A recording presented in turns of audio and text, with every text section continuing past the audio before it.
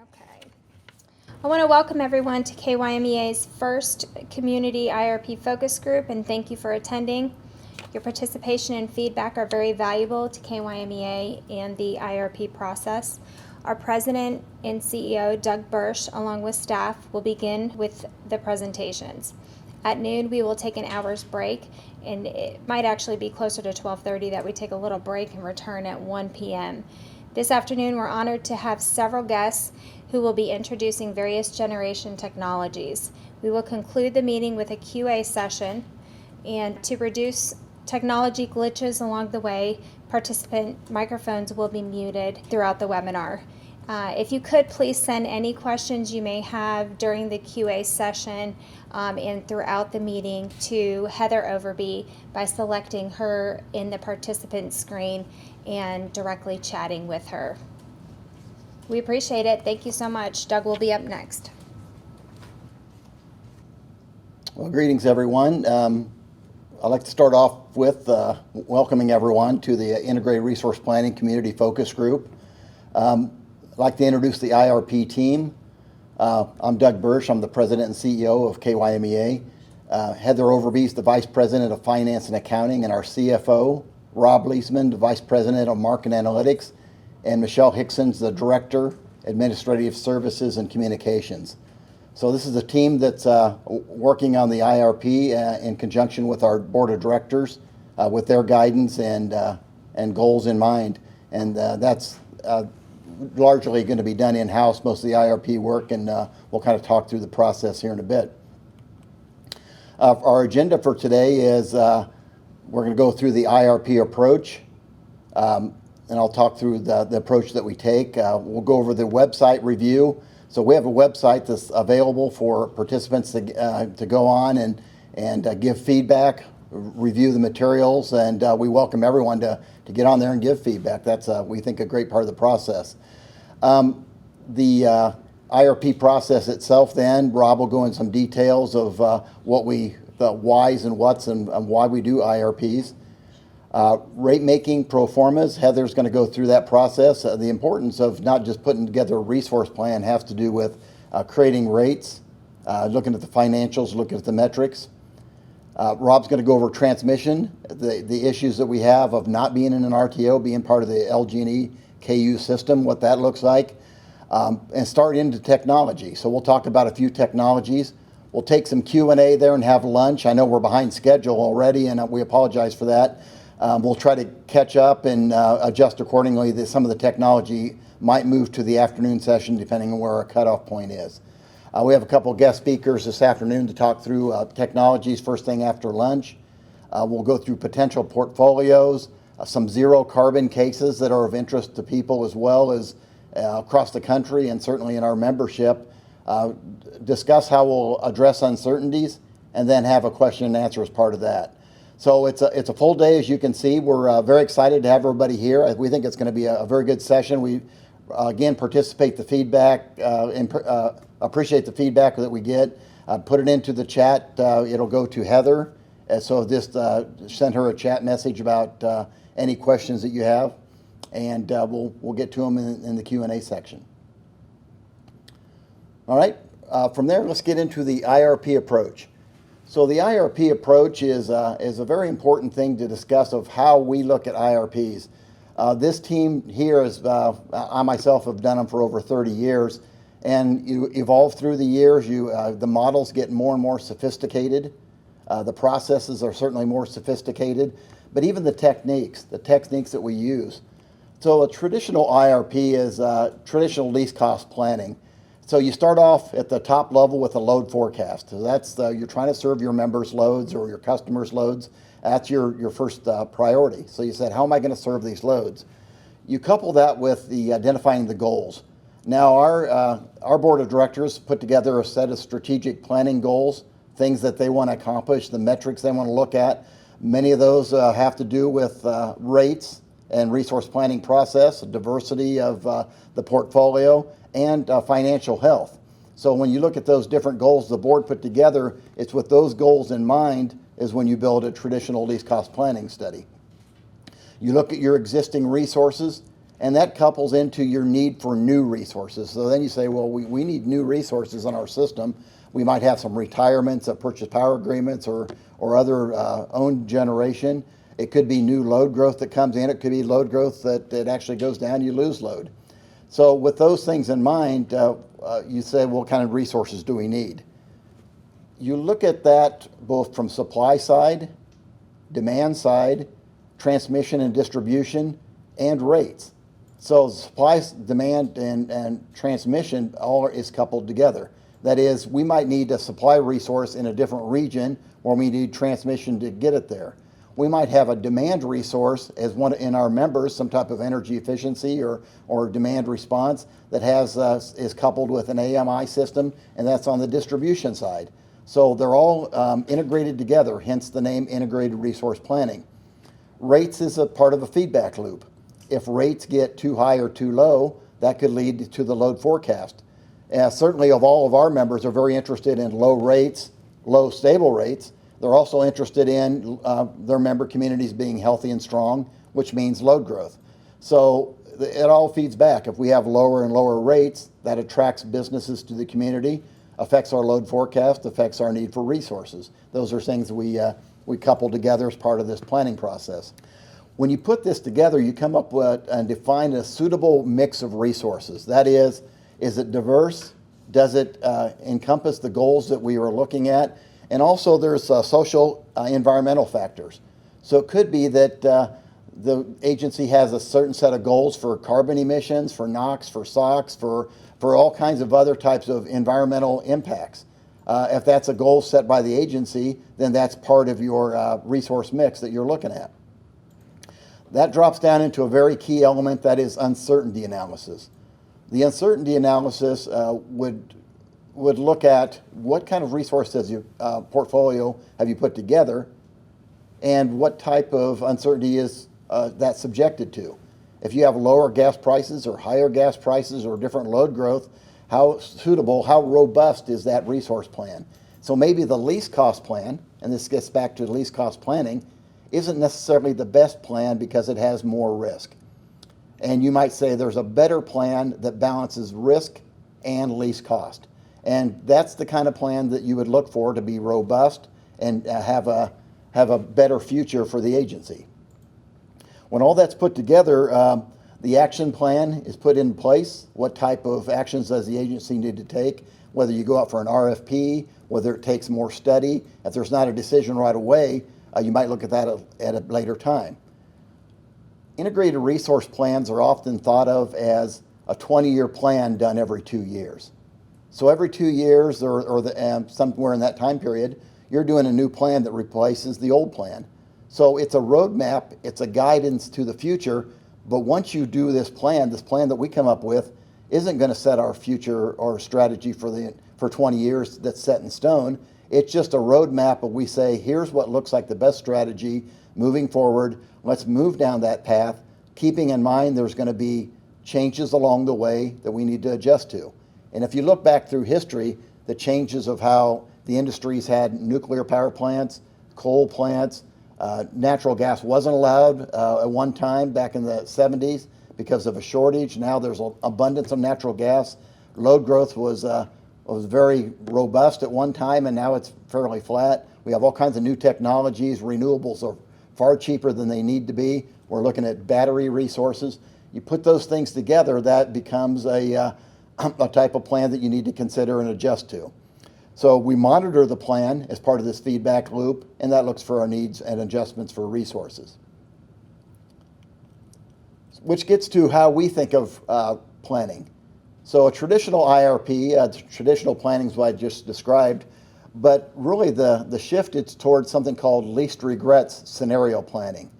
So least regrets scenario planning requires selecting scenarios based on a range of plausible futures rather than the most likely case. Now the most likely case could be the best case as well because it's the most robust, but you want to test that. So the least regrets scenario planning involves a step prior to ever running your own portfolio, and that is running the market. Understanding what's going on in the marketplace, forecasting out a variety of wide scenarios. These are unknowns. So load growth, new technologies, fuel prices, environmental policies. Policies can change with any administration that comes in. Republican, Democrat change the focus of how carbon's handled, for instance.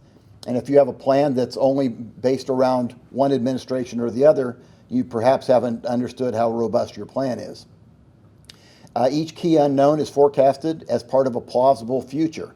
So the plausible scenario or future you come up with isn't haphazard where things don't fit together.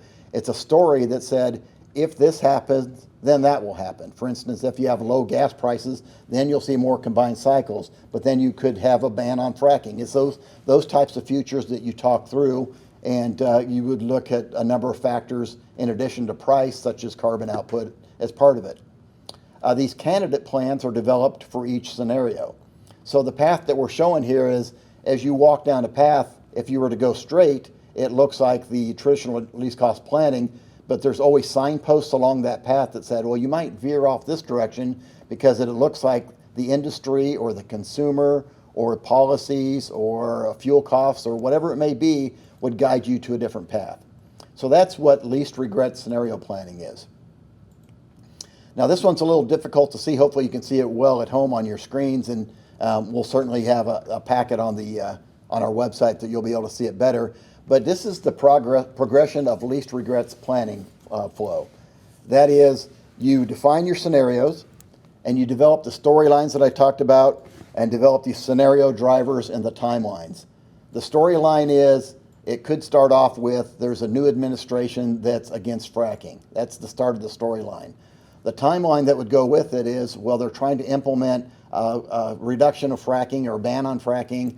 And if they do that, what does that timeline look like? And what happens to gas prices? What kind of technologies are built? That's a storyline, and that's the timing of when it happens. We run that through a simulation model, and it comes up with the parameters that would drive our own particular portfolio. So if we were to stress a portfolio that's contrary to that vision, then it might not be as good as a different one. Those are types of things you look at. So scenario planning is put together and come up with scenario results. Then we get into our own portfolio. That's the area with the purple boxes that's about in the middle. Now we start to look at the input drivers for our own portfolio, our load forecast, our resources, what's retiring, what's possible to add, transmission availability, how's the price forecast. We put those pieces together and we run it through an optimization model, and we come up with a plan around that scenario that we described earlier. Then we do another scenario back to the top with this a totally different future, a totally different story, and we come up with another portfolio that matches that future. So we go through each of those processes and said, now we have a list of portfolios, possible portfolios. We're not tunnel visioned, because we said we understand some portfolios are better than others, and we're going to select and keep certain portfolios out of that group and keep running it through the model, running it through uncertainty, and trying to understand and stress test that portfolio. Finally, once we get those done through the Encompass model, we start to dig into something called stochastic parameters. Stochastic parameters are draws of the future. For instance, there's a number of maybe cone-shaped futures for demand growth.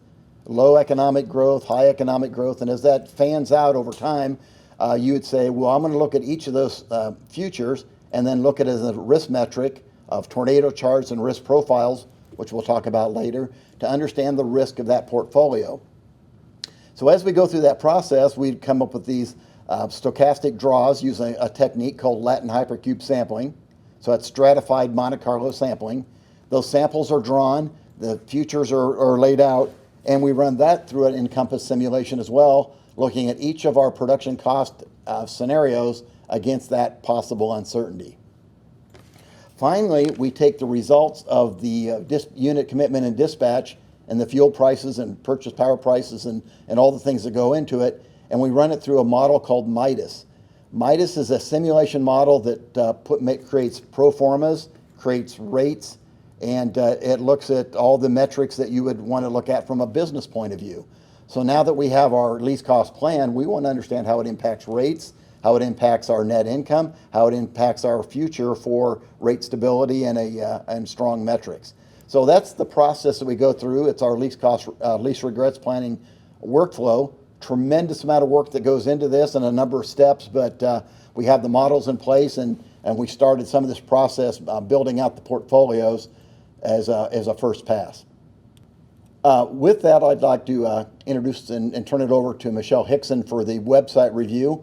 This is for the feedback for everyone to say, if you don't want to ask a chat question today, you think of one later, you can go ahead and type it in and ask that question online, and we'll get back to you and appreciate the feedback there.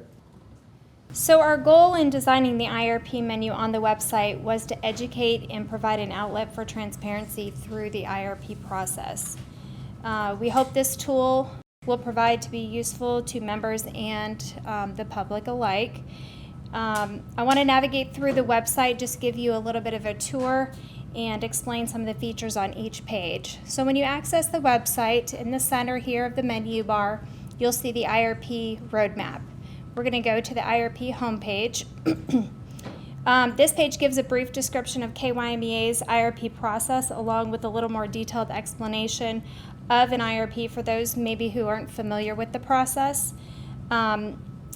And so we scroll down here, you get some more of a more detailed explanation. You can access the participant resources on the bottom, but we are going to look at those in a little bit. Next, we're going to look at the IRP roadmap timeline. The timeline, let's see if I can get there. There we go. Timeline is an interactive timeline, and it allows you to kind of scroll forward to each month and see the details of some goals and deadlines that we have outlined for ourselves through this process. Please note that the next community IRP focus group is listed on here for September 2nd. It will be located at the Underwriters Building in the lower level training center. And then next we're going to go to participant resources. Public participation is encouraged throughout the entire process and will be a significant element in the IRP process. At this time, the page contains placeholders for the presentations. So when you access this page, you'll see right now there's just placeholders. As you, over the next week or so, we will make sure that all of the presentations that are given today are on the website. You will see the videos, and you will see any miscellaneous documents, any feedback. If you go to the feedback page and you submit feedback, all of that feedback will be compiled and it will be here on the website.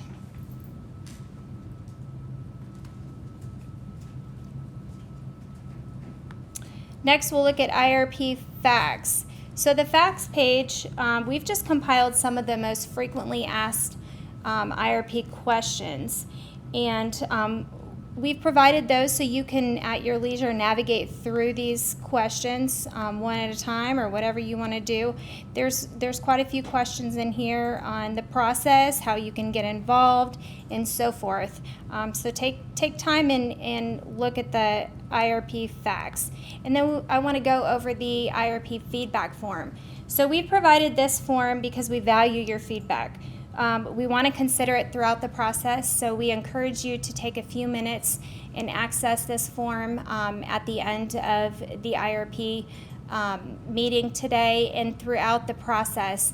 If you have feedback that you wish to share with us, we certainly want to use that feedback, and we'd appreciate if you'd go to this page and fill out the feedback form. Okay, the next up is Rob Leesman. He's going to go through and discuss our IRP process and some of the steps, and then Rob's got a few other pieces this morning yet, but Heather will be in between there as well, so we'll have a handoff of IRP process and some of the handoffs that we talked about earlier.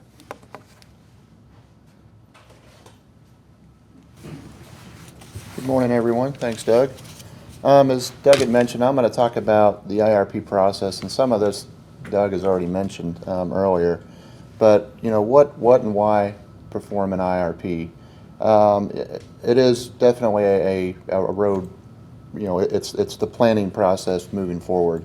And ultimately, what the IRP process is going to do for us is answer the question is how, as an agency, do we plan to meet our energy needs? And part of that, given the fact that there could be potential large financial, investments pending the outcome, you want to make sure that you do your due diligence, turn over all the stones, and that we get input from the members and ultimately their customers, so that everything is transparent. That's very important. That when decisions are made, that everyone is on board moving forward.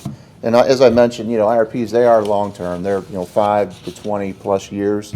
But I want to make a point clear that pending the outcome of an IRP, until you issue RFPs, if that's the decision, and sit at the table and negotiate, the things that the inputs to the IRP can change. Each project is uniquely different, depending on where it's located, what type of technology.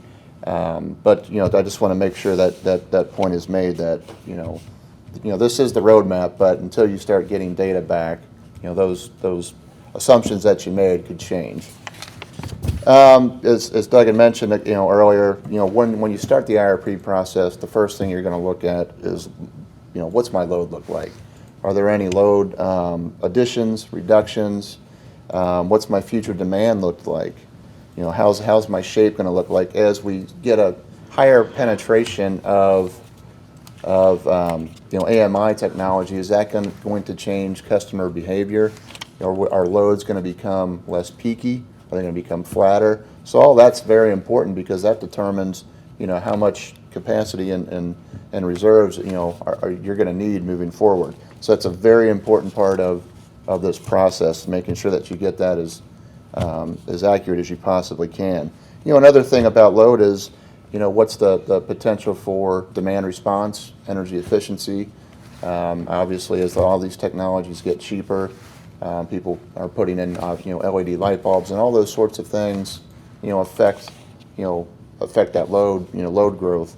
And ultimately, as years prior, load growth was pretty consistent, but the last 5-10 years, things have really been relatively flat.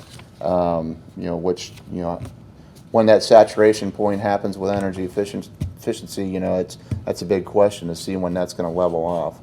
Another part that you want to look at for your input is distributed generation. Are you going to see an influx of rooftop solar? How are you going to measure that? Again, these are all things that affect what you think your capacity needs are going to look like, and that's can potentially be big dollars. Another future consideration, when we look at this IRP process, is what's the existing portfolio look like? What are the prices going to change? For us, we have PPAs. Some of those are tied to coal, and are their coal prices going up? Are they going down? So you kind of have some estimates on what you think your existing portfolio looks like. Are there scheduled outages? Are there big? Are there couple weeks of holes in your supply that you're going to need to take care of? And looking at future technologies, we're going to look at gas, so CTs, combined cycle generation, hydro, wind, battery storage, solar, reciprocating units, cogen plants, which are that you have a heat, a customer that needs the power, but you also have a need for the heat. All those sorts of things are the technologies, and part of that is getting the pricing for that. So what are the fixed costs looks like for a particular technology? What do the variable costs look like? And that's really done through market intelligence surveys. You can see highlights of company X signed a new deal for 100 megawatts of solar. Those are all data points that you're trying to collect, so that you can get your arms around where the market's moving, to make sure that the inputs into the model are as accurate as they can be. And another issue is regulations. So state, federal, obviously the the big one, in the room is carbon. What's going to happen with carbon, and I know, as Doug had mentioned, that could completely depend upon the outcome of elections, and which way the scales are going to swing. So that's a definite input that needs to be taken into account. Another deal, you have transmission, both on electric and gas. So when you look at if you're going to be part of a facility that's gas, you got to worry about so where that site is located. Is transmission available? Because I've got ultimately that resource needs to go from the resource to load. So from the grid standpoint, you need to be wary of that. Which and then of course, if it's a gas unit, then you got to worry about gas pipelines. Where on the gas pipelines is this site located? Is it an issue? What kind of basis is it to gas liquid trading hubs, so that you can back into what you think your delivered gas price is going to be?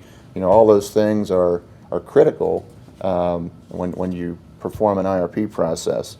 Siting, permitting, timing constraints. So you're going to potentially be part of a project that says, hey, I need to fill a hole in 2027. Well, maybe that project doesn't is not going to be able to come online until 2028. So intermittently, how are you going to deal with that hole if that project looks favorable from the output of the model, and you want to partake in that project, but it just doesn't line up perfectly timing wise?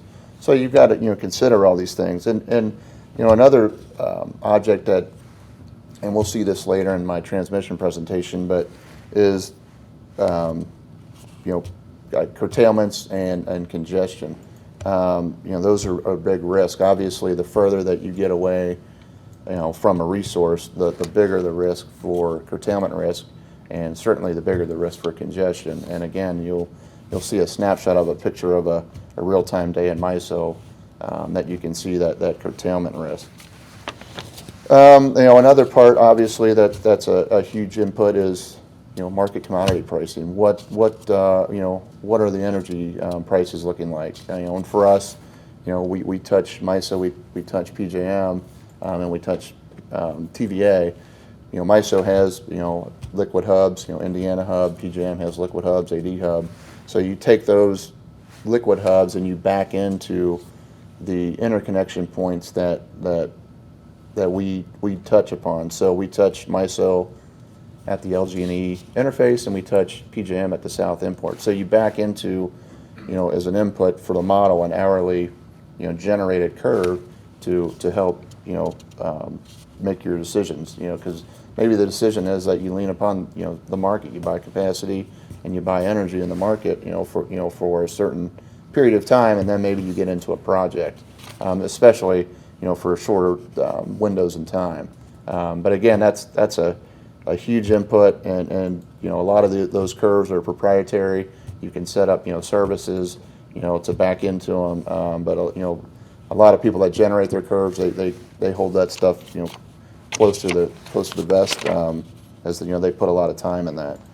Another huge input for future considerations is the sensitivities, and Doug's going to touch upon this in detail when he goes through the modeling, and I'm going to show this at the end. But they're pretty standardized. So you basically have a base case, a high gas, low gas, carbon views, high demand, low demand.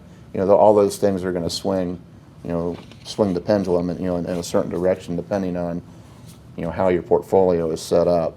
And as I mentioned earlier, obviously the member input. Doug touched upon this, that the model is going to spit out the least cost. Well, that may not be the end all. There may be some other considerations. Reliability, certainly is one of those, being able to get that resource or resources, to the load without curtailment. And maybe the appetite is, this portfolio looks good, but we'd really like to, put in some more renewables. And obviously that's all up to the members to decide that. And as far as on the output of the analysis, when you go through these scenarios, what you're going to find out is, how diverse is my portfolio? Is it a good shock absorber? So if I'm heavy, and I'm just saying, for an example, if I'm relying a lot on gas and gas prices go high, well, that's gonna affect my energy costs, and affect my rates. So ultimately, what you're looking at, is really to not put all your eggs in one basket. So if you get fluctuations in gas prices, if you've got, some renewables, intertwined, that you kind of get a little buffer.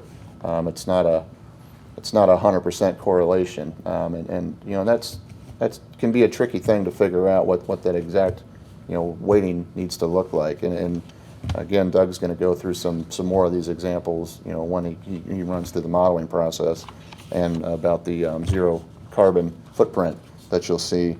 And another issue is, if you rely upon the market, like I said, we touch MISO, we touch PJM, and we touch TVA.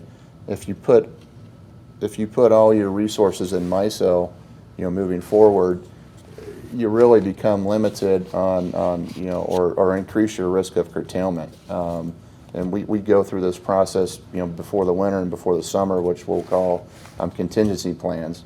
If you have multiple shafts, multiple areas that you're drawing power from, then the likelihood of losing all of those is minimal compared to if you've got, let's just say a large combined cycle plant in MISO, and you got a large slice of that, obviously then your probability of being curtailed or availability is going to increase.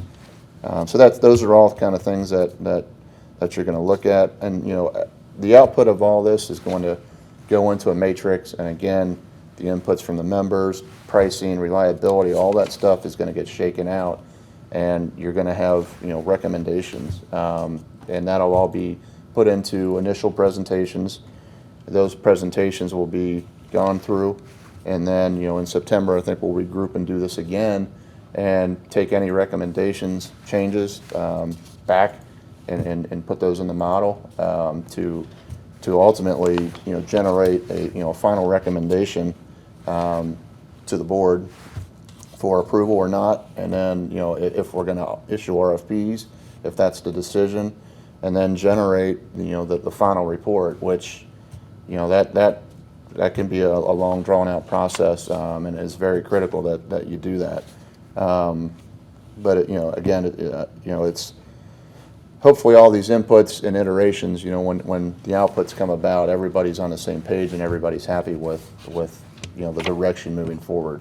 And as Doug mentioned earlier, these things are done every 2 years, so it's not things change, technology changes, prices change. So as long as you continue to you don't run an IRP, stick it on the shelf, and then look at it 10 years from now, you're going to look at this every couple of years. And re-gauge interest in the communities, and see where new technologies are. This next slide here is really just in a nutshell what I just went through. So you've got the model inputs, going into the model, which is Encompass.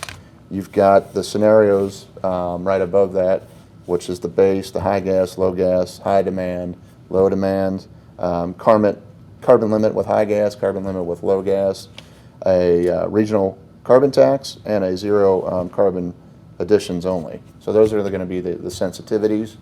All that goes through, through the model. We get the outputs, we get the community input, and then go back to the to the drawing board, rerun everything, and then initially, or finally, we get that final report and final board approval on a direction. But that's really the process. And again, it's important that the inputs to the models are, as real life as possible, and that you get those load forecasts as close to as possible, because that's going to affect, the needle greatly. That's all I have. Thanks, Rob. And Rob's last slide is a good segue into Heather then, because he showed the process of how we run the models, how it looks through the different scenarios and creates them.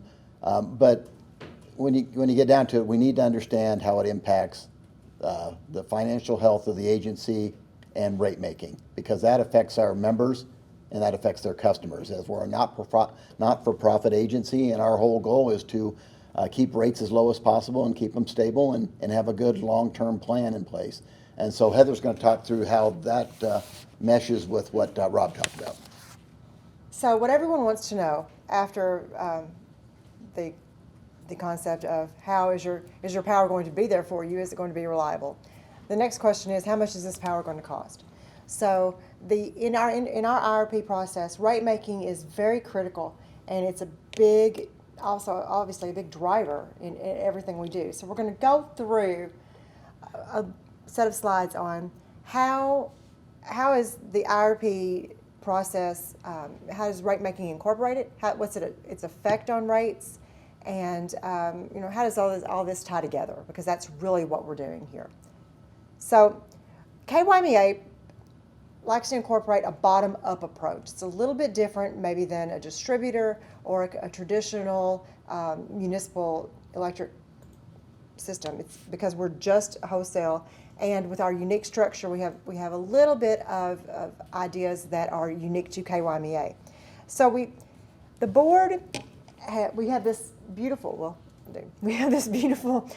pyramid which shows our process, and it's really, like I said, it's a bottom-up process. So we have our days cash on hand target. That's our bottom driver. That's going to drive everything. That leads into your cash requirement, which leads into your net income, which of course incorporates your expenses, and then your revenue requirement, and then finally that ends up with your rates. And so what we're going to do is we're going to go through each one of these sections very high level and talk about how the IRP process affects each section of our rate making process. So step one in our bottom-up approach, days cash on hand target. What does that mean? Unless you're an accountant, you may not know this. And I know this is really small, but you'll have the slides and you can look at it a little bit more in depth. The KYMEA board set out a cash reserve policy, and it's part of our strategic plan. A lot of strategic plans that companies do, I know, are set on a shelf, and maybe they're not looked at again. It's a process that it's a check box for somebody, and then they move on and never look at it again. KYMEA's strategic plan is integral in everything we do. We have goals. We look at it daily. We talk about it all the time. And it's very integral to what we're doing here at this agency. It's the staff, it's consultants, and it's certainly the board members that represent our member communities, all getting together on the same page and saying, this is where we're going. And so this is how we get there. So one of the core values here is financial responsibility. That's above the line on your slide. What is fiscal responsibility? It's an obligation to be accountable to the fiscal policies of the agency with budgetary discipline and affordable rates while we're practicing long-term planning and prudent use of debt. Now that's a lot of words. And you think, how are we going to accomplish that? Well, that rolls into your strategic priorities, which are below your line. So you've got your 1.1, your first financial stability strategic priority are your rates. And we're going to talk about them in a second. But the second one, 1.2, shows the reserve fund. Our goal was to adopt a cash reserve policy by June 30, 2020. And the All Requirements Project Committee did that. They decided how much cash reserve they wanted to hold at the agency at this time. Which leads us to the second slide on cash reserve policy. So this is KYMEA's days cash on hand targets. And you'll see that at the fiscal year end of 2020, which is 6/30/2020, we're a 6/30 fiscal end. So we're going to project that we're going to have about 53 days of cash on hand on 6/30, which is in a couple days. We're going to slowly, methodically go up to 90 days by 6/30/2024. So we've got 4 years to get to where we're going. We're going to do it very methodically. No one's going to hoard cash all at one time. So we get there very strategically. So And you also got a bullet here that the All Requirements Committee Project Committee adopted this target. So we get there very, very systematically. What is days cash on hand? Unless you're an accountant and you had to memorize this for school, you may not know what days cash on hand. What does it represent? This is your financial flexibility. It represents the number of days that KYMEA can pay its operating expenses with the cash that it has on hand right now. So that is, there's a formula, of course. So it's your unrestricted cash, and you divide that by your operating expenses, and then you'll back out your non-cash operating expenses, like your depreciation or any kind of amortization. So this works really well as a driver for KYMEA because we do not have any debt. We do not have any debt payments, and we're not, at the present time, we're not very capital asset heavy. We're not spending a lot on capital assets. We're not building a power plant. So we don't need a lot of cash to go into those things. So it's very revenue and net income driven. So that's why the days cash on hand network or policy works really well as a driver. So number 2, that goes to your cash requirement. Obviously, if you need a certain amount of days cash on hand, you need that very first part, which is your cash requirement. It's your second level of your pyramid here. So let's go, we're going to revisit the days cash on hand formula. So you got your days cash on hand. It's your unrestricted cash, which is the cash in the balance of the KYMEA checking account, period. That's all it is. Divided by your operating expenses, less your depreciation or amortization. So back that out. That's your days cash on hand. How flexible is KYMEA's cash? So I talked about also where we're unique. Our unrestricted cash at year end really is the unrestricted cash at the very beginning of the year plus the net income, because net income is primarily cash. And there's just not a lot of non-cash items that you're pulling out of that. So it's KYMEA is very, very fortunate it's in that it's a really easy formula, which drives your net income. So if our unrestricted cash is beginning of the year plus net income to get where we need to be, net income is your big driver for that. So unless you're also into accounting, what's your net income? Primarily cash. Really easy. It's your net revenue. It's your revenue, total revenue, minus your total expenses. We all know this. It's really easy and no surprises there. So that tells us expenses. That's our next driver then. KYMEA's expenses are really interesting.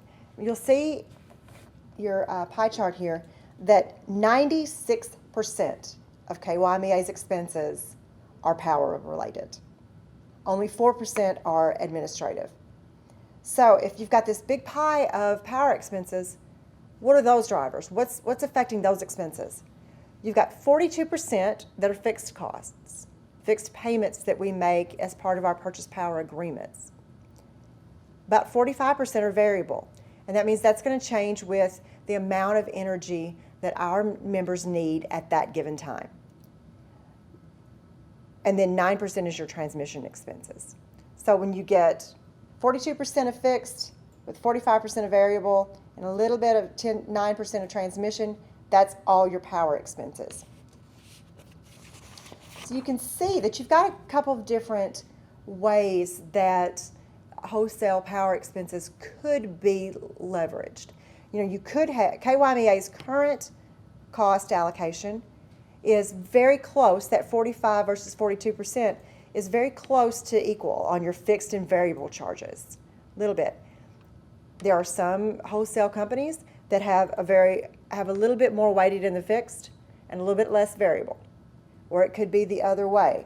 It could be a little bit less fixed and a little bit more variable, but you're going to teeter around that, and there's no one best approach. That's part of the IRP process. How does this all play out, and what is best? What's the best approach for where our board and our members want to go? But right now, we're about half and half as far as our expenses. And that's going to lead us to our revenue requirement. So if our expenses are about half and half, What does our revenue look like? So the revenue requirement that we need to eventually get down to that day's cash on hand is our net income plus our total expenses. It's just the reverse of that beautiful formula that we had. But it's also, how do we get that revenue requirement? Once we know how much we need, how do we get it? Well, obviously, it's your wholesale energy rates times the energy quantity. Very easy, except it's not easy. So we go back to our strategic plan. The first bullet point of financial stability is going to be rates. It is a priority and a goal for KYMEA to establish rates that support the agency's financial health metric and the cash reserve policy. So we want to have a very healthy agency that helps us get where we need to be and has the proper financial metrics there. So here's our rates. Here's what our wholesale rates look like. You've got your demand charges or your fixed charges. Those are volumetric-based charges, and they're applied to a member's monthly demand on a KW basis. They're intended to recover the cost associated with demand fixed needs. Now, what does that mean? How is that really calculated? What is KW? Demand charges and your fixed charges are based on, you're going along throughout the month and you've got 720 hours in the month, however many days are in the month times 24, you've got that many hours in the month. At some point on one of those days, probably about 5 p.m. in the afternoon, everyone's going to get home from work. They're going to turn on their air conditioner. They're going to turn on their washing machine. They're going to start dinner. They're going to start the dishwasher. They're going to do all these things, and their consumption is going to spike. When they do that, they hit the peak for the day or the peak for the month. That's the most energy that you used during 1 hour for that month. That's called the KW peak for the month. So it's not adding up everything that you use throughout the month. It's your high point for 1 hour throughout that month. When that happens, that's what we bill our fixed charges on. What's the most, because that's what we have to plan for. We have to plan for being able to supply that amount of electricity for the whole month if we had to. If we had an extremely hot, we're a summer peaking system. So if we had an extremely hot month and we had that same peak that stayed up at that really high level throughout the whole month, we have to supply that amount of power. So that's what we have to plan for. So that makes sense that's how those fixed charges are billed. Those capacity and fixed charges are billed. So then you've got your energy charges. Energy charges and your variable charges relate to how much you use throughout the month. So maybe you peaked really big and you came down and used a low amount the rest of the days of the month. Maybe you kept it high the whole month, whichever that is. That's your energy charges.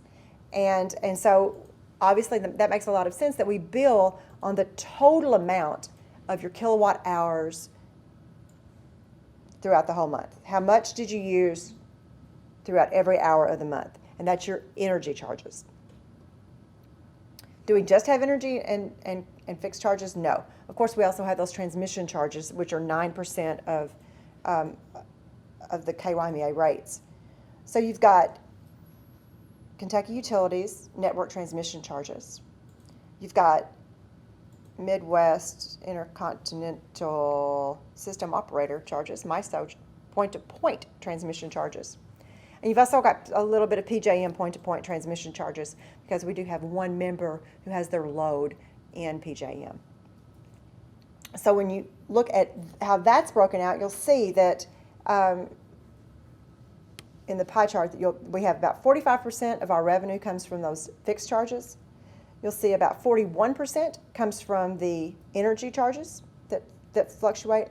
And then you've got about 5% of overall revenue that comes from us recouping our MISO transmission charges, another 9% that comes from Kentucky Utilities transmission charges. There is a very small sliver in there that is not labeled on this slide that is PJM charges. PJM transmission revenue that comes in is less than 1%. It's a very small amount. Now, these are very sensitive. So how would it, like a COVID type situation where usage got really low all of a sudden, how did that affect us? You would think, oh, so your expenses and your revenue went down at the same time. It really doesn't work like that, because let's take COVID. Everybody's consumption came down. Everyone's peaks came down. Well, that means that 45% of our revenue just came down. Energy, the variable, the energy, is more closely related with the variable charges, but that demand amount, the demand portion of the wholesale energy charges, is very closely linked to our fixed charges that we pay no matter how much consumption is used. So that demand revenue number greatly affects the net income number, if that makes any kind of sense. I got into the weeds there. I apologize. So after you get your rates and you start charging, this is how you pull it all together. And I understand this is little, so you might want to blow it up. These are our financial statements. And the first section here is our statements of net position, which is also called the balance sheet. Now, I'm going to say this 3 times because I want it very, very clear. These are not audited KYMEA financial statements. Do not take them and do analysis on them and expect your analysis to be correct. I'm going to say that again. These are pro formas. They are not KYMEA audited financial statements. They're indicative numbers to show you how it's all pulled together. They're close. They are not real numbers. Obviously, because we're in the middle of June and June 30 hasn't even happened yet. So Rob has not given me his numbers yet. So do not do analysis on these numbers and expect it to be correct. If you call me and you've done analysis, I'm going to say that again and refer you to that note. Okay, so I'll go through these really quickly. You'll see the very first line there on the left side of the current assets is your cash. That's that number that we're looking at that's going to drive everything in our days cash on hand and our requirement there. And then, of course, you come through your current receivables. You've got your assets there. We have some pledged collateral that we are required to have on deposit with the transmission operators. And then you've got a very small list of our capital assets. On the right side of that, you'll see our liabilities. You will see no long-term debt on there. KYMEA is a debt-free agency at this time, which is a beautiful place to be for a startup company. So you've got your accounts payable really represent the most of the current liabilities. Accounts payable are almost 100%. The very material amount of that is related to purchase power and purchase power agreements.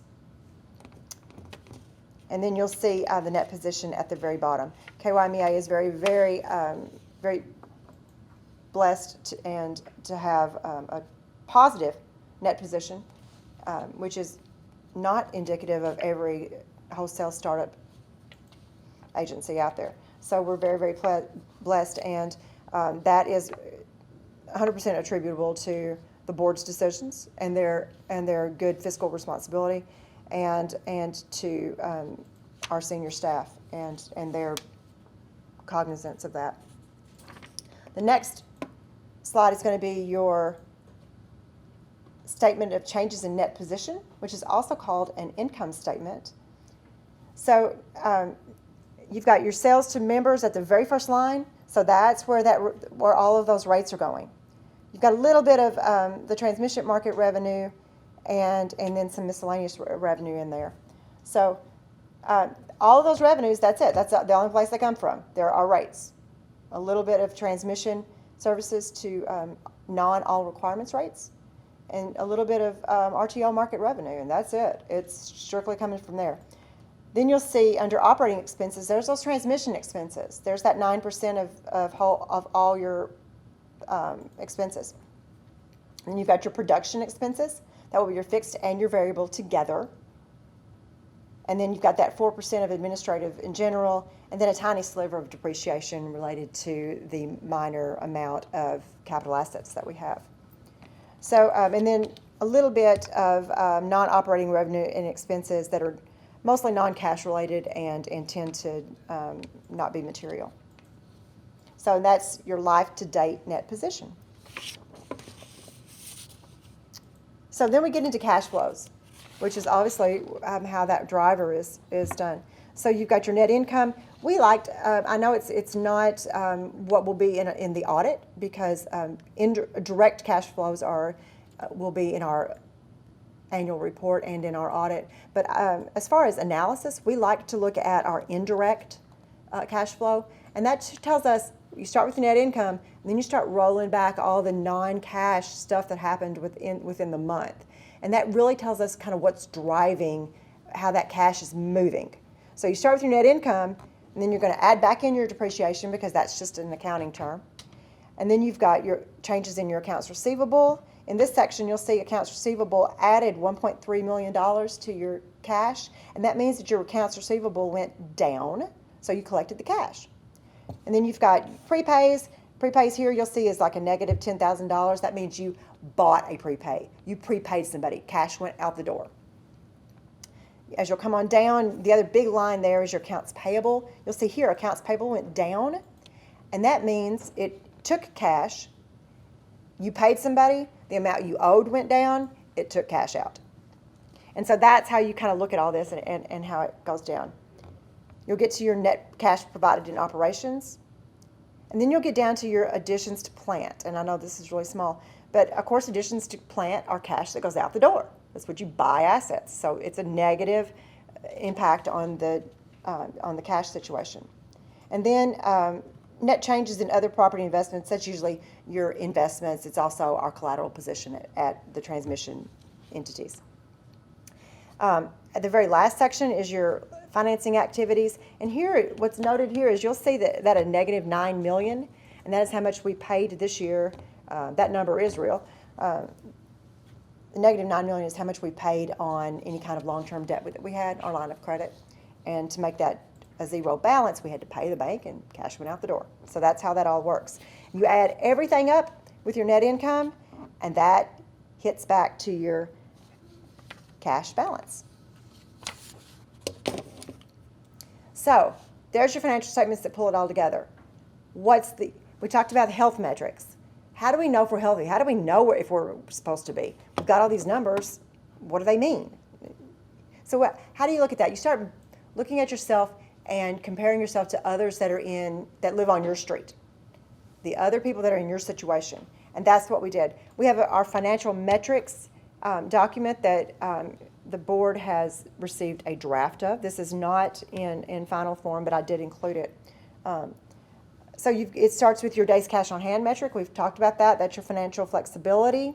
How much cash do you have to pay all of your operating expenses for how long if no more cash ever came in? So that's obviously a concern. You've also got your net adjusted debt divided by your funds available for that debt service. And that's really going to represent the size of your debt to the margin available to cover that debt. Now, we talked about KYMEA does not have debt. To do this analysis, we take the fixed charges and kind of impute that and do an analysis to turn a portion of those fixed charges into a debt number because it represents the debt of the entity of our third parties that we're constructing with. And then you've got your coverage of full obligations. Those are your fixed charges. All of your fixed charges, what's your funds available to cover that? And that is a net income related number. And then you've got just debt service, just the debt portion, not any other types of fixed expenses, fixed administrative expenses you might have. What's your coverage on that? And so all of these, you'll see there's a line there for the Fitch A-rated entities. What's their average? Fitch Ratings is who rates KYMEA as far as our credit quality. And so we take their A rating and say of wholesale power suppliers, and what are those metrics there? And then you've got pro formas on where we think we can be, and how we want to say that KYMEA is healthy.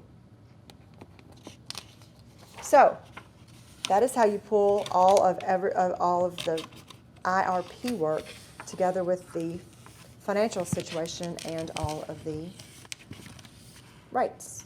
All right, thank you, Heather. I'll remind everybody again, if you have specific questions, type them in. I think it's to Heather's chat site again is where she's gathering them at, and we'll answer them either right after this section in the morning, or we'll get them in the afternoon, one of the two. So if you come in a little bit later, we can address them then as well. I hope this gave a good idea. So we've talked some of the process already. So Rob went through the process, how we looked all the way through financials. And this is very key to how the members look at their metrics, what they want the agency to look like for the health of their communities. This is their agency, and we're not for profit. And the beauty of public power is that you can set your own path. And the board spent a lot of time, and I like to commend the board, they spent a lot of time studying this and trying to understand what's the good balance between what we need right now, what we need in the future, what the rates need to look like, and this is the plan they came up with. That's always subject to change and deviations as we talk about, but it's very solid and it looks at the future. When I was coming out of college, is always talked about where you're going to go into power. That's kind of boring, isn't it? I said, well, geez, I don't know, maybe it's not as glamorous as building a cell phone, but I think it should be pretty good. Little did I know when we start talking about transmission and power supply, just how complex it can be. So Rob's going to talk about the issues that we have. First of all, talk about transmission. And we're not in an RTO like MISO or PJM. We have very unique challenges, but we want to interact with the RTOs. So we'll talk about the process that we go through and the things we need to be concerned about from transmission. And then Rob will roll right into some of the resource technologies we're considering for the next round as we focus on new resources for the IRP. So with that, I'll have Rob come back to the podium. Thanks, Doug. First of all, I'm going to get off and talk about transmission here. Something near and dear to my heart. I spent out of college, I spent time on the transmission desk at the time it was Cincinnati Gas and Electric. So I understand the importance and the details of it and some of the heartaches of it as well. So this first slide is a snapshot of the 10 electric power markets in the United States. And as I mentioned earlier, I'll point out that you can see, the sliver of Kentucky there that, we're in the southeast and we're, wedged between, MISO, TVA, and PJM. So the number of markets that we touch is very limited, and it does create unique challenges for us as we match our resources with our load. This next slide, this is what we look like today. So I know the members that have seen this chart before, but effectively, we've got KYMEA in the middle there. We've got the PPA with Big Rivers. We've got the PPA with IPMC, PPA with Paducah. The members have their SEPA allocation, which comes in through TVA, and we also have the Paris diesels. But again, to reiterate, on this map you see MISO up in the left corner, and you got PJM up in the right, and you've got TVA to the south. So from an operational standpoint, again, it's very limited, to the markets that we have access to, and can be potentially expensive if you start looking at things beyond TVA to the south. I'll talk about that later on transmission costs. So with that, this is our current transmission portfolio. These first bullet points here are just some acronyms to define. So point to point is PTP, Network Integrated Transmission Service is NITS, Designated Network Resource is a DNR, and of course a Power Purchase Agreement is a PPA. So with our PPAs listed here, we've got IPMC, we've got BREC, we have the BREC option, Benham Berea, SEPA, Paris, and PPS. All of those PPAs do have DNRs, which you have to have the DNRs in order to qualify for firm network transmission. And we also have point-to-point transmission out of MISO. We have 200 megawatts out of MISO total, broken down, 100 allocated for the BREC PPA, 62 for the option, and then 38 for Benham and Berea. And then the SEPA members have a grandfathered transmission route out of TVA, which delivers power in the TVA system from the Cumberland River system to the LGE interface. And again, we have the network integrated transmission service, and as you know, the columns there to the right show who the providers are. As I mentioned, the point-to-point is mainly MISO, and the NITS is all LG&E. One key point here is all of these are firm, and firm transmission is extremely important. One, because you've already have it in the portfolio, because availability becomes can become very critical and sparse, and the way that curtailments are handled is things start getting curtailed because of line loading. Well, that's on a pecking order. So firm is the highest, non-firm secondary is the lowest. So it's very important for reliability purposes to have that firm transmission. As I said, we are in a unique situation. We reside in LG&E KU's balancing authority.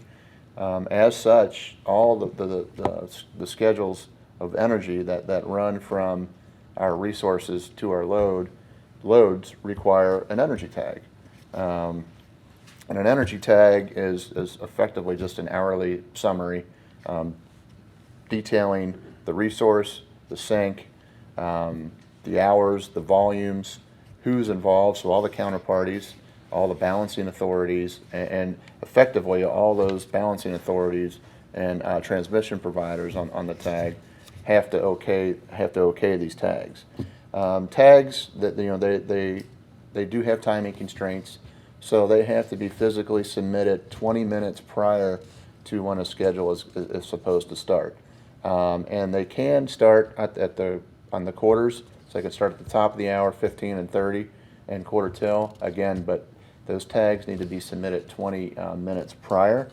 And anything that we do with MISO or PJM, the RTOs, you also requires ramp capability. Obviously, as people are bringing power in and out of the RTOs, they have to move their generation stacks around to accommodate that. So there's a limit on each 15 minutes on how much energy that you can bring in and out of those RTOs. And in the case of MISO, for exports to LG&E, that number is 500 megawatts, and PJM is 2,000.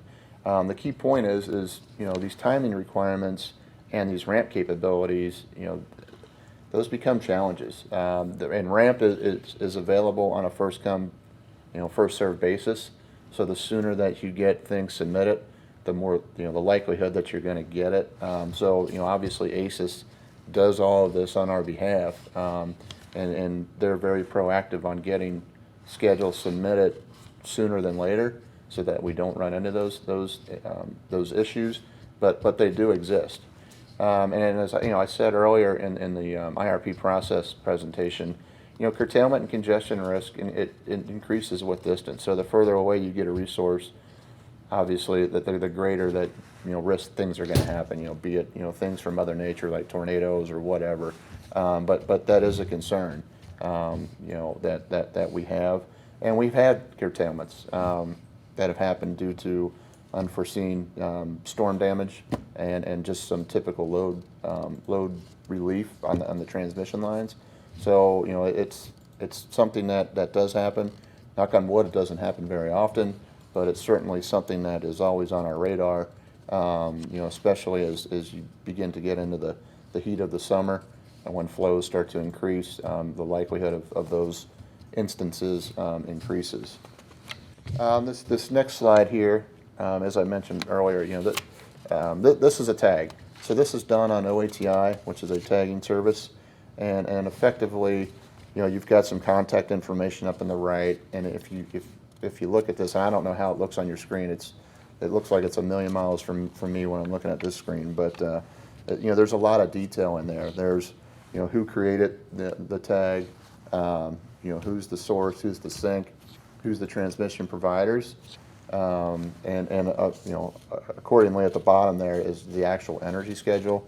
And I believe that this actual sample tag was during one of our curtailments. So at the very top there, you'll see TVA. They are the reliability coordinator. So when TLRs do happen, they can curtail tags to alleviate the problem, and then they'll reload them. So this is just an audit history of what had happened, and is like I said, is what everybody needs to check off before energy can flow. So this is something ACES does again on our behalf. They take care of this, but if you look at the very bottom there, you'll see what those as an OASIS number. Those are our transmission service reservations. They're unique to us. They're specific. That's again one of the things that the transmission providers and the balancing authorities are going to look at, and to make whether or not this thing passes or fails, and what the firmness level of it is. But this is something that that we have to do, and these aren't inside of an RTO. These are not necessary. They do things a little bit differently. PJM uses eSCEDs, and MISO uses something very similar to eSCEDs, but there's no tags as long as everything is internal to the RTO. To drive home another point here, as I mentioned, electrical distance and curtailment and congestion risk. This is a snapshot of a day in MISO. I don't know the exact day, but when you look at this thing, purple is 0 to negative dollars, meaning on a price per megawatt hour basis. That orange bubble up in the right hand corner of Michigan, is a higher price. Blue's around the 20, but you can see, just that risk. And I can tell you that, there's a point up there in Indiana as well. And what happens is you'll get a glut of energy and load somewhere else, and it can't flow from the source to the load. I don't know what was going on that day. Looking at the snapshot, I'm guessing there was probably a lot of wind generation, and they were deficient generation in Michigan, and they just don't have the pipeline to get it there. So the way that the RTOs affect customer behavior is to send price signals. So if you're a generator and you're causing congestion, then the way that they curtail or change your behavior is to send price signals, and in this case they were negative price signals, which effectively means that if you're generating and pushing to the system, that you're paying MISO, in this instance, money to take your power. And then on the other side, where that orange is, they're incentivizing more expensive generators to come online, to get rid of that congestion. It's a reliability issue. It's really the sole purpose of the RTOs. They shouldn't be too concerned about the prices. They just want to keep the lights on and maintain a reliable grid, and that's the mechanism that they do that. But it's a good picture, and you can see in this instance, on where we were at on that day, we're down there in that yellow orange. But if you had resources up in Minnesota or something, you can see that there's quite a bit of a price difference between those 2 points, and that's what we always talk about. It's congestion risk, but it's the basis risk. So it's the difference between the source and the sink, which again is something that is very important when you go through an IRP process to know what that potential is, and the economic impact. Transmission service rates. So these are the providers that we interact with. Obviously LG&E, we're a network customer. MISO, the firm, point to point to drive out of MISO. PJM, we do interact with PJM occasionally. That's another resource. And then TVA, the transmission again that we utilize is grandfathered. But you can see, in the far right, really just how expensive transmission is. This is in dollars per megawatt a month. PJM just changed theirs. At the beginning of 2020. They hadn't changed their rates since 2004, and they went through their process to effectively network customers were subsidizing point to point, and they redid, a bunch of their calculations and basically had a significant large true up, where you can see it's, $5,150, dollars a megawatt month.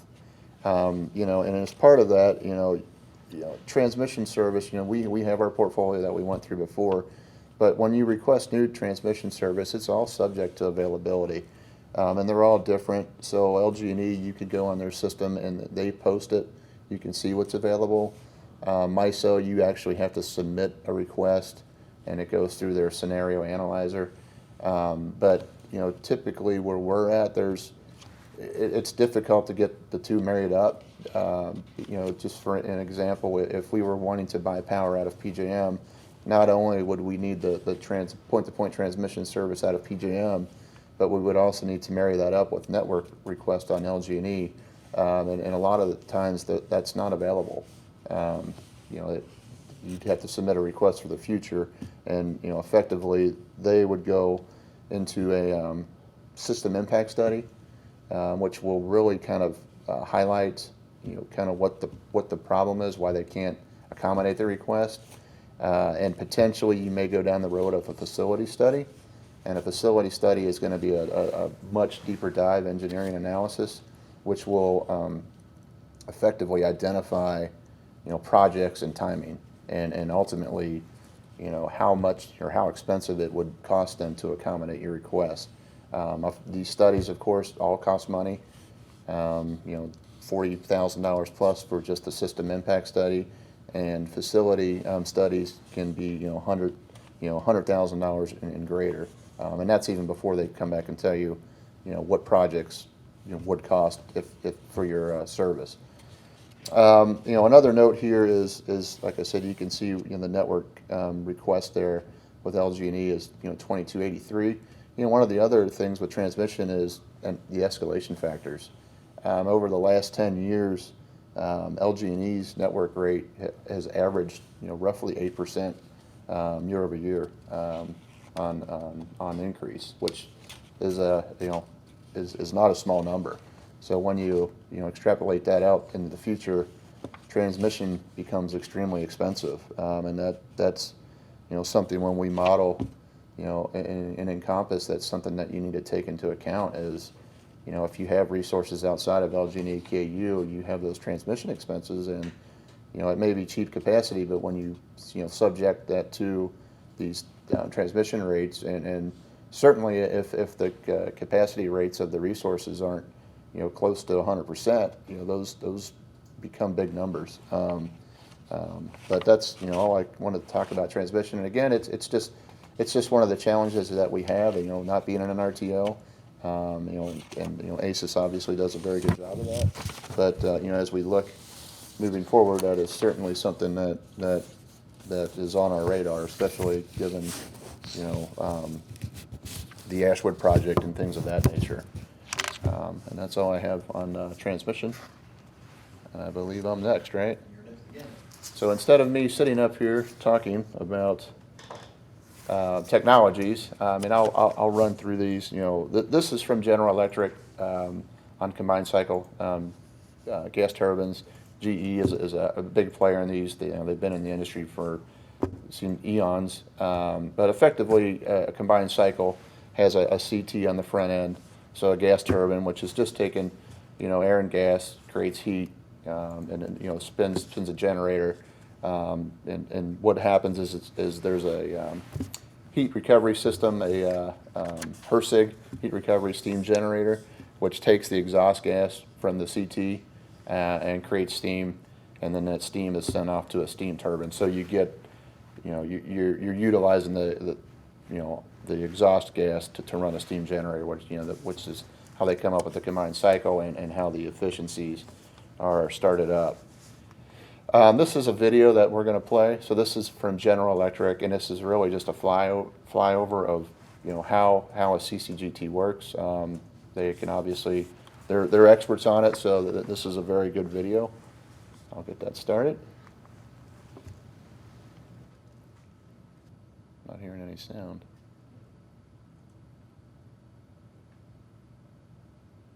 wasted heat and uses it to increase the plant's electrical output. Now please follow me and let's move towards our first stop.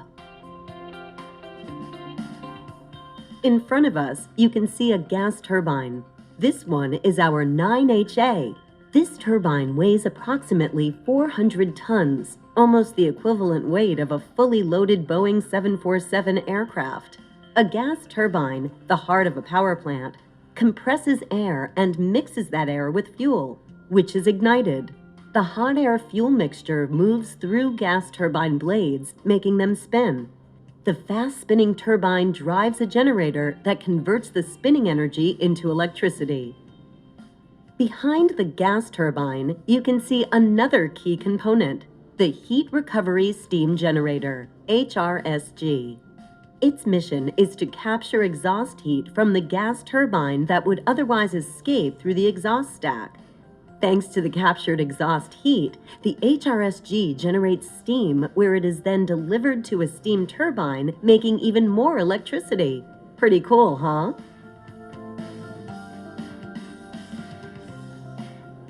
We are now approaching our next stop, the steam turbine. Can you see those huge bundles of pipes running out of the HRSG? It is the main steam piping, which brings high temperature and high pressure steam from the HRSG to the steam turbine.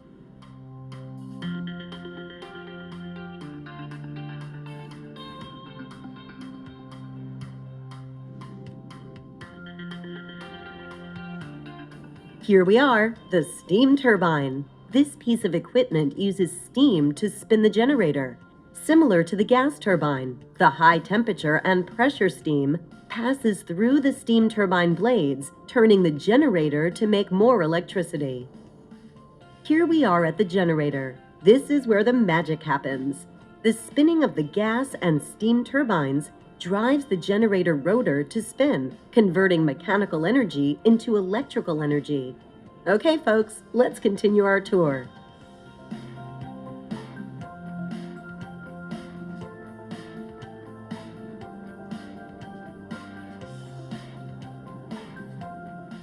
Running out from the generator is the bus duct, which conducts generated electricity from the generator to a transformer, enabling the electricity to be sent to the power grid, to which we connect our home, schools, businesses, pretty much everything. The last stop of our plant tour is the control room. Everything you just saw is being monitored and controlled in real time, right from this very building. Farewell. Well, folks, this wraps up our tour of GE's combined cycle plant. It was a pleasure having you here, and we hope you enjoyed the experience. See you next time you flip on a light switch. All right, so that was again a video from General Electric. They're obviously well into that technology and are certainly the experts. So when we look at combined cycles at KYMEA, it's obviously it's a proven technology. You can have efficiencies up to 55%. A low emission footprint. They're very reliable. You have forced outage rates around 2%. They're flexible ramping. Although given some of the sizing, there are obviously some minimum offtakes that you have to do, and when you're at those minimum levels, heat rates do suffer. The challenge for us, at KYMEA is given the size, we would have to partner with somebody. You're talking 350 over to 1100 megawatts or something on sizing. Obviously, even on the low end, that's way too large of a slice for us to ever think about on our own. But there are some projects that are out there, but certainly something that we'll want to run through the model and just see what shakes out. This next slide. So this is just a typical configuration. So this is a 2-on, 2-on-1, and essentially what all that means is there's two CTs, combustion turbines. There's two HRSGs, and then there's one steam generator. So this is just kind of a basic layout for one of those. The next technology that we're going to want to talk about is wind. And, in its simplest form, wind turbines, they take wind and make electricity, 180 of a fan. And again, instead of me sitting here reading this, I'm going to go to a video, and again, this is more of a, I say an advertisement, but it is interesting to see, how in fact they do work. I gotta click again. How does a wind turbine work? You've probably seen a wind farm. But do you know how wind force is converted into electrical energy? We are going to show you how a wind turbine works. Each wind turbine has a wind vane at the top that indicates the wind direction. This allows the turbine to rotate on the tower and face the wind. The blades also rotate on their axis for maximum resistance. Wind force, that is, the kinetic energy contained in moving air currents, spins the blades. These are designed to fully capture its energy. They can be as long as 60 meters each and are made of very light and resistant materials for ease of movement. This is why they can produce energy even with very light winds, starting from about 11 kilometers per hour. With very strong winds, above 90 kilometers per hour, the blades are placed in the feathered position and the turbine stops spinning for safety reasons.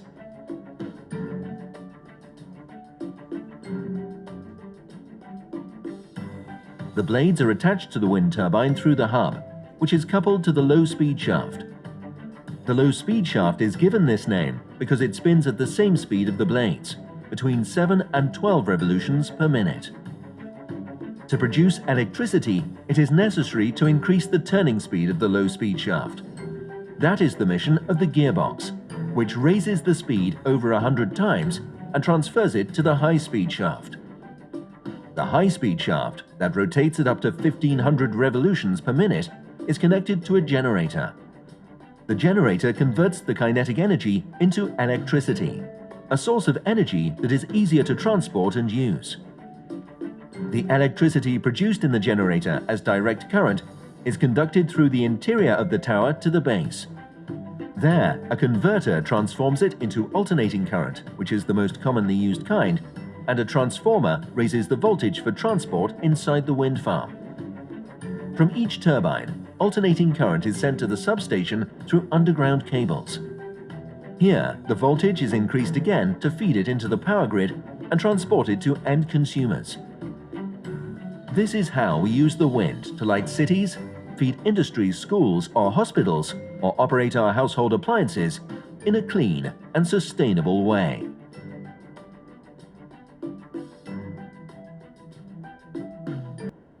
Okay, maybe more than you ever wanted to know about how a wind turbine works, but it's interesting.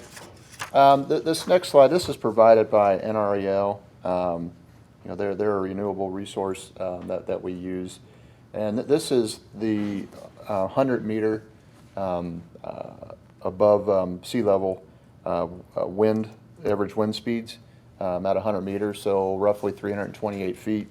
And as you can see, this is from, I believe, 2007 through 2013, but obviously West Texas through Kansas, then through the plains up through up through the north, you can see it is the deepest blue, which to no one's shock, that is where most of the wind turbines exist, onshore wind turbines. So this is just for your reference. As you can see, where Kentucky is, it may or may not, make sense to, have wind based on the data. But as you look where that blue is, you can kind of just see, electrically, just how far those are. And again, I'll utter the, what we talked about earlier during transmission is, what's the congestion risk, and that's something that we'll have to take into account when we look at the output from the model. And I believe that's it for me. So throughout the course of the morning, we were, we wanted to hear your responses, feedback. Certainly, it doesn't have to be this morning. You can and send us notes later. Please call us. I mean, we're part of your community. This is what we're here for. But Heather, anyway, has been gathering questions. Do you have any questions to present? Is this KYMEA's first time doing an IRP? Well, a couple of perspectives. Firstly, from the staff point of view, it is not our first time to do IRPs. So we've done IRPs at our respective companies, prior companies. I did them as a consultant, so we understand how to work through them. From the agency itself, we would probably consider this the first formal IRP. So this is an IRP process that has the public participation, the community involvement we're doing right now, the feedback, and that type of thing. But when the agency was stood up and first exited from being served by KU and started, there was a number of processes they went through that were essentially an IRP. Resource planning efforts, running models very similar to the model we're talking about, production cost models. And the key point that Rob talked about before was when you do these, an IRP, this isn't the answer necessarily. It's your best estimates of what the price of something will be. Until you go to the market and do an RFP, finding out what someone is willing to do a deal for, where you sit across the table and you both sign on the dotted line, that's when it gets down to what it really cost. And so the agency went through a process of doing a resource plan, a number of resource plan through a number of different participants that looked at that plan. Then they did an RFP to get the lowest cost, best plan to fit the agency and get it off the ground. So this is our first formal IRP that answers the question, but we've certainly done a lot of legwork along the way. Ideally, IRPs from here on out will be the process that we're doing now, public involvement with the feedback from the community, as well as running sophisticated models and looking at risk, and a report that comes out the back end. Is KYMEA using consultants to develop its IRP? So the agency has consultants that we work with. For this particular process, we're going to do everything in-house. We're going to run the models in-house. That'll be a key part of what we do. Our load forecast is often done by consultants, so we'll rely on that. We have software that we use through our load forecasting software, so that ties to a consultant. We do need public matter experts. As we get into negotiating contracts or looking at transmission expertise, we will often tap a consultant that is a subject matter expert in that particular field. So I would say by and large, right now we're looking at 90% of the work is going to be done by staff. We've already done some of the outsourcing on the load forecast. From there on out, we'll probably go a bit further and maybe hire consultants if we get into the details of trying to do something very detailed, such as a transmission study or any type of technology we need to delve further into. We might get an engineering consultant, for instance, to look at that. Which communities are participating in this IRP process? That's a good question. We talked about them earlier. So we have 11 members. 8 of them are all requirements, and of course the all requirements members are very interested in the IRP and the next step.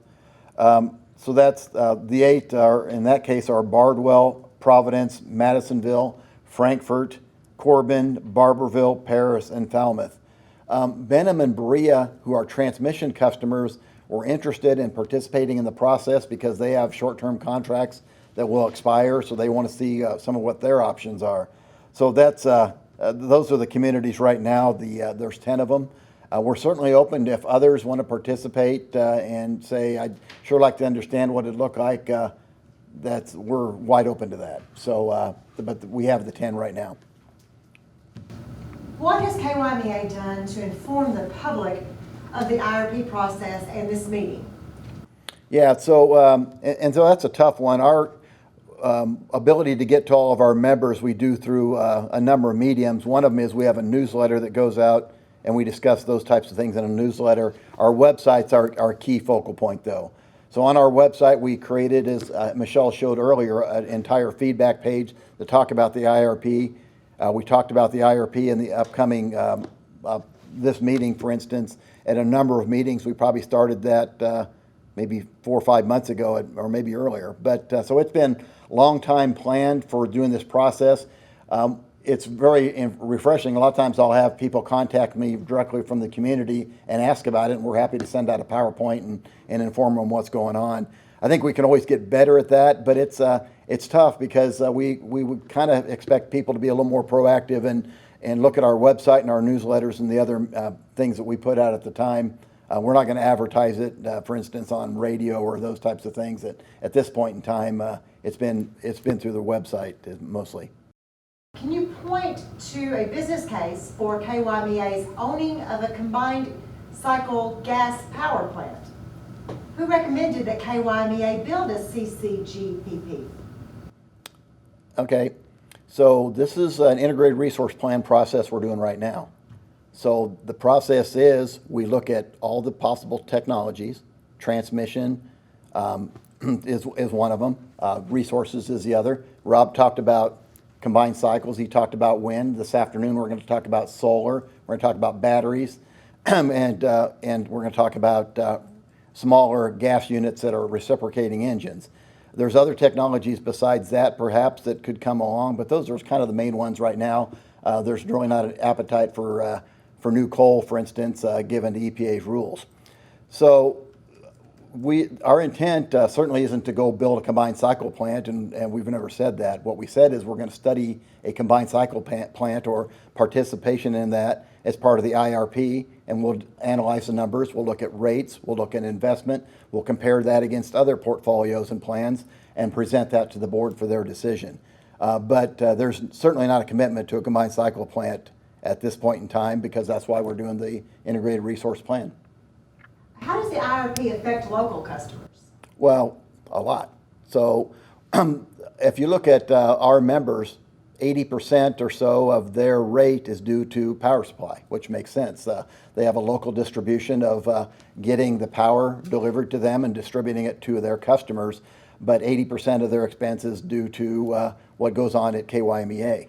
The very reason the members started this agency was to have local control, to be able to control their own destiny, to be able to control rates. So for instance, when COVID came along, the members decided we need to give relief to our communities through the agency by having a COVID relief plan that both lowered rates and seek to not collect the energy cost adjustment to overcome any type of shortfalls or hardships in the communities. So it affects our communities a lot. We're not for profit, so we're not in just to make a profit. What we're trying to do is cover our expenses, have good financial health and metrics, and at the same time have the members drive what they would like their power supply to look like in both rates and long-term supply and financial health. Will changes in the portfolio affect local control? No changes in the portfolio affect local control at all. Because local control is by our governing board. So we have a governing body that comes in, and that's our members. And our members each are represented by on that board. They come in and they decide what they want their portfolio to look like, and from there, they have local control over that very aspect of everything we do.